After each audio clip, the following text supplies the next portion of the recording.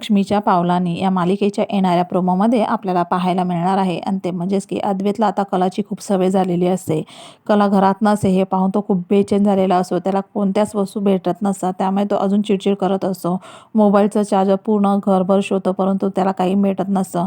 नंतर त्याच्या लक्षात येतं की ही मुद्दाम करत आहे, मला त्रास देण्यासाठी हे करत आहे असं तो म्हणतो. आणि तो म्हणतो की मी आता तिच्या माहेरी जातो आणि तिला रंगे हातच पकडतो, कारण की मला माहिती आहे ती डिझाईन करत बसली असणार. परंतु कला तसं काही करत नाही. ती उलट तिच्या माहेरच्या लोकांसोबत छान गप्पा मारत असते आणि तेवढ्यातच अद्वैत धावत पळत आलेला असतो.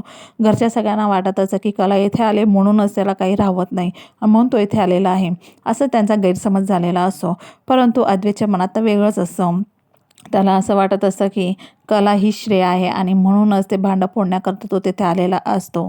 इथे कला देखील म्हणत असतो की हा काय इथे आलेला आहे आणि मी आल्यानंतर याला येण्याची काय गरज होती, असा ती देखील विचार करत असते. ती म्हणते की प्रत्येक वेळेला मी जिथे जाईल तिथे येण्याची याला काही गरजच आहे का.